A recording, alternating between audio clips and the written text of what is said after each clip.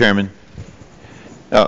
Ms. Jackson, Secretary Jackson, today the D.C. Circuit is hearing oral argument in the greenhouse gas litigation, and that involves the tailoring rule.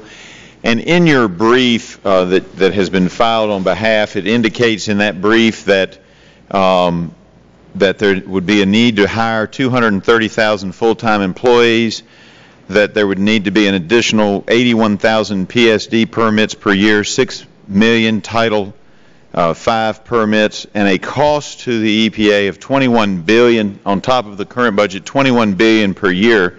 I'm looking at the brief where I get these numbers, and then the sentence right after the paragraphs that lay out these numbers says, based on this analysis, EPA found that applying the literal statutory thresholds on January 2nd, 2011 would, quote, overwhelm the resources of permitting authorities and severely impair the functioning of the programs. You would agree with that assessment, yes or no? Yes, sir. And that's why you all have defended the tailoring rule based on a theory that there is a theory of law that says if it's not practical, you don't have to do it. Isn't that correct? No, sir. If we say if the result is absurd or increases administrative burden where it really can't practically be implemented, then we were giving relief. It's a rule designed to give relief to the. But wouldn't you agree that the businesses of the United States of America find themselves, when they're looking at cement MACT, boiler MACT, utility MACT, that many of the businesses of the United States of America find themselves in exactly the same position that the EPA finds itself on this case, where you all have said the burdens are too great by our own rules to follow our rules?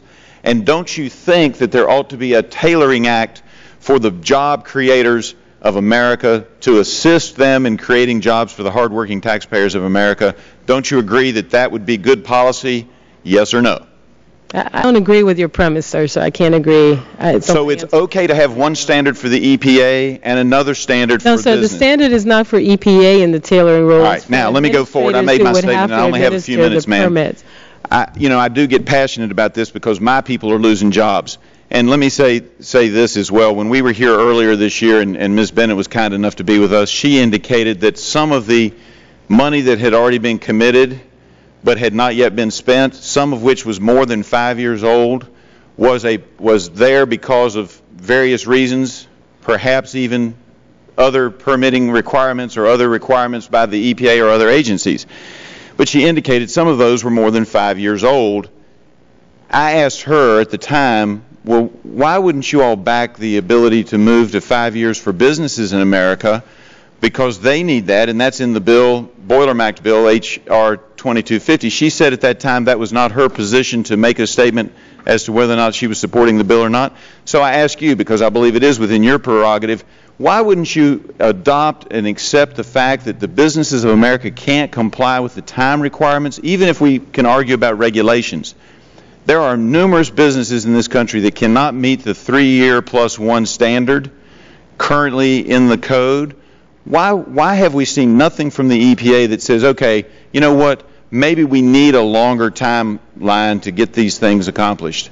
Well, Mr. Griffith, it's not true. You haven't seen anything. EPA is reconsidering the Boiler MACT rule to give greater clarity, to reduce the cost of compliance. But, ma'am, I am correct. The EPA is not backing any legislation to change the time limit in the law. Isn't that correct? That is correct, sir. Thank you.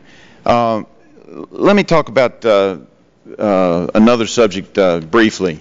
You have, I believe that you would agree, that you would feel that the EPA is doing a better job today than it did, say, in 2001? I don't have any feeling on the subject, sir. Okay. I believe we're doing a good job today. All right. Because I look at these, I have a chart here that says that you all have about 1,000 less employees now than you had then, and I'm wondering if there was ever a study done to show where there's as happens in many cases, a diminishing return on investment, or at some point you just get too many folks and you can't be as efficient. I'm wondering if any study has been done at the EPA of exactly how many employees you need to be most efficient in accomplishing your tasks. There have been workload studies done in the past, sir, and we can certainly get those to you. Okay, if you could get those to me, because look, I know you can go to absurdity. You can't go down to one employee and be more efficient than you are with a certain number of employees, but I do note that it appears you all are doing a lot more with a lot less already, and I'm just wondering where the break point is, because we're trying to find money, and I hope you appreciate that. And then, my time is up. I yield back.